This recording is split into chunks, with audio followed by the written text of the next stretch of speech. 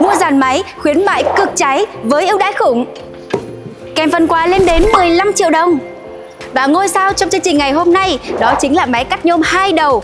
Chỉ cần dinh về một em thì quý vị sẽ được tặng ngay 2 lưỡi cắt sắc bén. Và phần quà trị giá lên tới 8 triệu đồng. Còn khi mua thêm máy phay đố hoặc máy ép góc hoặc máy khoan khóa thì phần quà sẽ còn khủng hơn rất nhiều.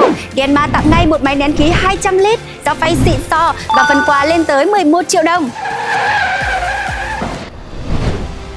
Nhưng anh mua full combo.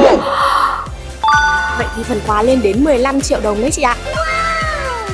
Tặng ngay máy nén khí 330 lít, dao phay và phần quà lên tới 15 triệu đồng khi các anh chơi lớn chốt full combo, máy cắt nhôm 2 đầu, máy phay đố, máy ép góc hoặc máy khoan khóa. Đừng bỏ lỡ cơ hội vàng để nâng cấp dàn máy hiện đại cho xưởng sản xuất với khuyến mãi siêu ưu đãi.